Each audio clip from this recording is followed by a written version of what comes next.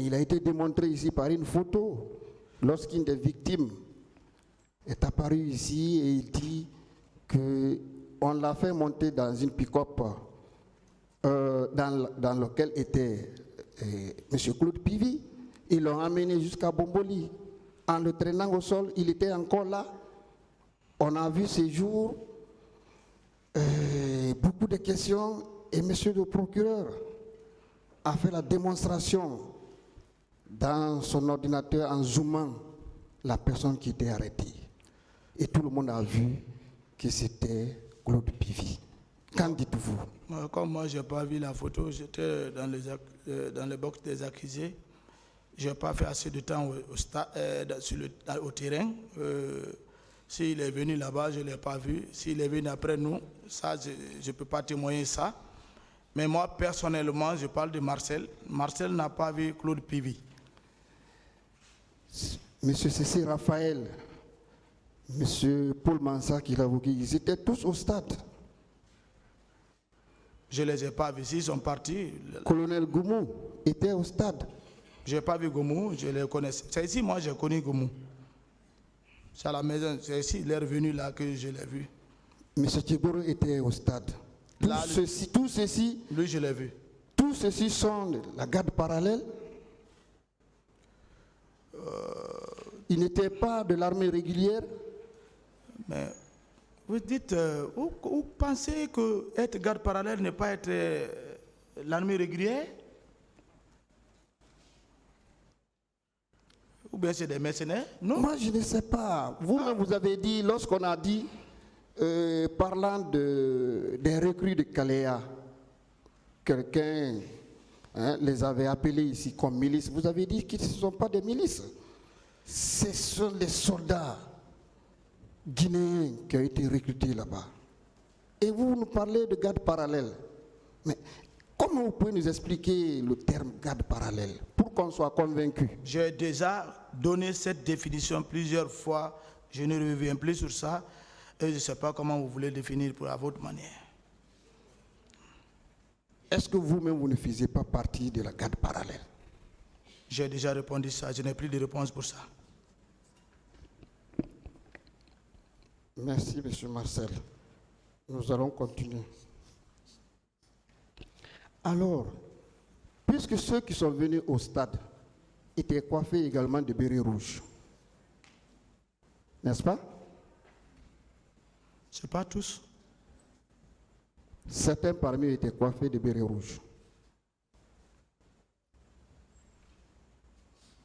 La question? La question, je lui demande si certains parmi eux étaient coiffés de bérets rouges. J'ai déjà répondu ça. Bien. Vous-même, vous étiez coiffé de bérets verts, ou bien de bérets noirs, ou bien de bérets rouges, vous-même? Tous ceux qui étaient à la présidence portaient les bérets rouges. Très bien. Alors, qui a dirigé toutes ces opérations au stade du 28 septembre, y compris ces bérets rouges, ces quelques bérets rouges qui étaient là-bas, qui ont exécuté les ordres? J'ai expliqué ça. Je crois bien. Je ne reviendrai plus sur ça. Le commandant Toumba dit que c'est vous.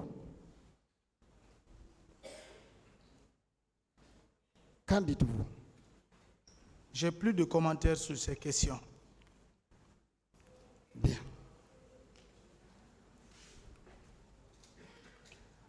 En retirant votre passeport, capitaine Moussa Dadis Kamara a voulu quoi de vous? Quel était le but lorsqu'il a retiré votre passeport pour vous empêcher d'aller à l'étranger suivre votre formation?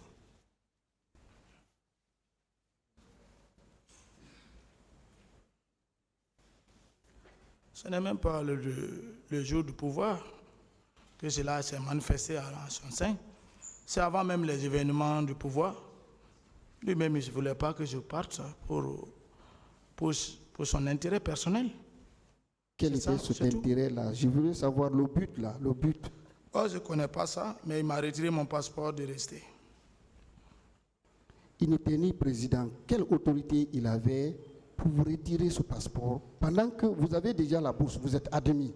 Il ne m'a pas retiré le passeport avant le pouvoir. J'ai bien dit ça ici. À quel moment il vous a retiré le passeport? Ça, c'est C'est pendant le pouvoir du CNDD que tout a été acquis pour l'Union soviétique. On partait à l'état-major, au ministère de la Défense, pour faire les formalités. Ça a été acquis maintenant parce que l'État c'est une continuité. Et on était admis à travers un test. Donc la Russie a débloqué ça et voilà les jours. Et moi j'ai demandé d'aller dire au revoir au président. J'étais en veste. Voilà. J'étais prêt maintenant pour l'aéroport. Voilà. Arrivé, j'ai été dissuadé et je sais que j'ai beaucoup largement expliqué ça. C'était au temps du CNDD. Bien. Est-ce qu'il en a fait à d'autres personnes, d'autres militaires qui avaient eu telle bourse pour aller sur la formation? Est-ce qu'il en a fait pendant son règne? C'est pour moi que je sais, je ne connais pas pour d'autres personnes. Et vous avez dit que son acte-là a été entériné par général Sekouba Konaté. Et quand vous en avez parlé au commandant Toumba, lui aussi dit il faut rester. C'est ça, non? C'est ça, vous expliquez les mêmes choses. Je crois que posez des questions. Oui, c'est la question que je pose. Quel était maintenant le but? Est-ce que parce que vous étiez un homme influent, il vous a connu à la tête des soldats qui manifestaient? C'est pourquoi je dis qu'il m'a trahi. Quel poste qu'il m'a donné? Quelle responsabilité? Quel bonheur que j'ai eu? Aucune récompense, mais vous êtes resté quand même très fidèle, très loyal. Mais je suis militaire avant tout. Je vais aller où? Les autres ont déjà voyagé. Je vais faire quoi? Prendre l'arme contre lui? Non. Est-ce que ce n'est pas pour perpétrer ce qui s'est passé au stade du 28 septembre parce que vous aviez vraiment ce talent de mobilisateur? Mais on a pris le pouvoir dès le début du pouvoir. C'est dès le début du pouvoir que cela s'est manifesté. Ce n'est pas le 28 septembre. Bien. D'où est venue cette énergie que vous avez eue le matin du 28 septembre?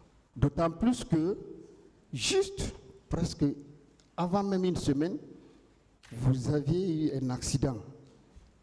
Alors votre langue était coupée.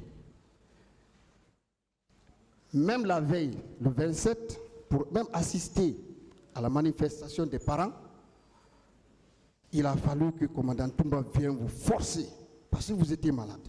Maintenant, je veux savoir d'où est venue cette énergie que vous avez, cette force, en tout cas extraordinaire, ce matin du 28 septembre, jusqu'à se retrouver au stade.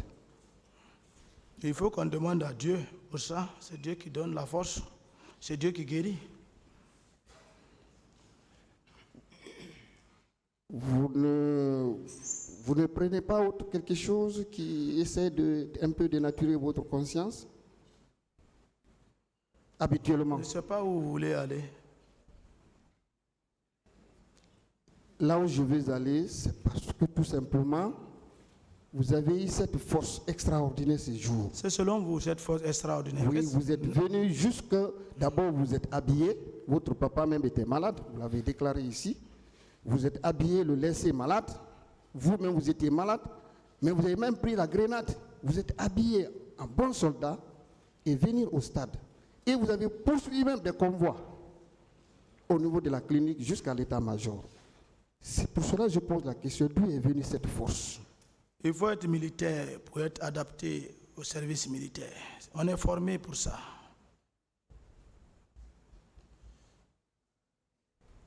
Bien. À la barre ici,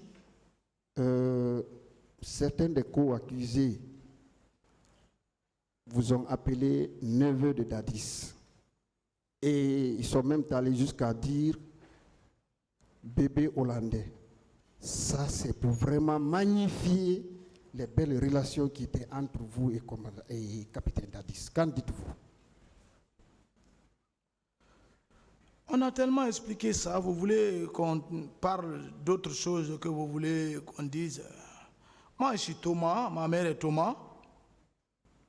La forêt a un brassage culturel quand même. C'est dans ce sens. Voilà.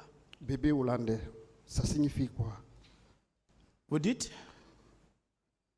On a parlé ici, lorsqu'on parle de capitaine Marcel, on dit, ah non, lui c'est le bébé hollandais. Même c'est je le dis oncle. Non, bébé hollandais, ça signifie quoi? Qu'est-ce que ça implique? Est-ce que c'est pas... Ça, ce n'est même pas français. Ça, bébé hollandais, ça c'est au centre d'instruction, les sacs qu'on met au dos sur les soldats quand ils sont en punition. Comment ma sœur peut être bébé hollandais?